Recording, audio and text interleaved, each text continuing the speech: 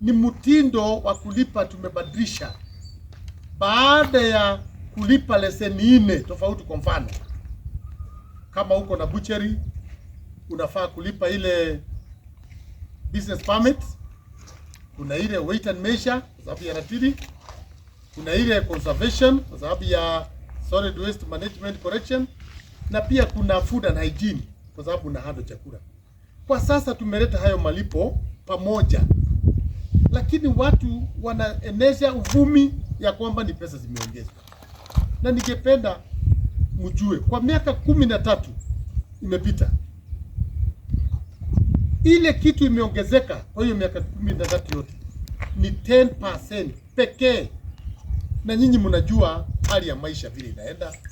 Tulipoingia katika serikali, mafuta ya petroli ilikuwa na VAT ya 8%, ikasonga hapo mbele 16% ndio nchi iendelee.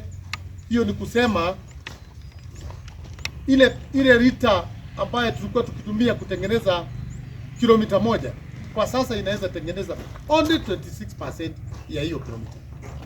Na hiyo ndio inafanya tuseme ikiwa ongezeko ya kazi ni 26% na hii ni 10%, ni kusema hata tuko nyuma kidogo.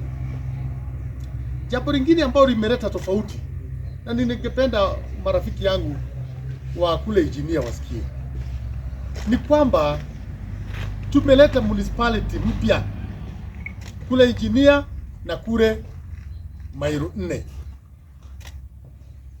Katika miaka 5 ijayo tunatarajia kupata pesa milioni 675 kwa mfano engineer municipality.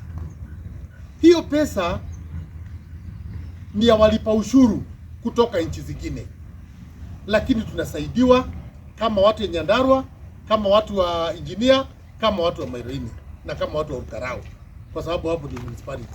Now World Bank inasema condition ndio tuwapatie pesa ambayo ni ushuru ya watu walipa ushuru kutoka nchi nyingine.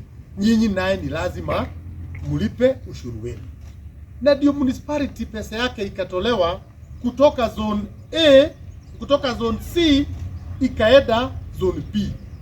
Na hivyo ndio ile Urban and Cities Act ya 2016 nasema, ili World Bank waweze kutupatia ushuru ya nchi zingine, na ushuru wetu uko wapi? Hivyo tu ndio tumefanya ili tuweze kutoshelesha condition hiyo na tuweze kufanya hiyo. Kwa hivyo nitaka kuondoa hiyo, wale watu wanaendesha uvumi ya kwamba pesa imeongezwa. Hakuna pesa imeongezwa, na wananchi wengi wamefurahia kwa sababu sasa hautaenda kwa ofisi hiyo, ofisi ile ingine. Wewe unaenda kwa ofisi moja, unaondoka na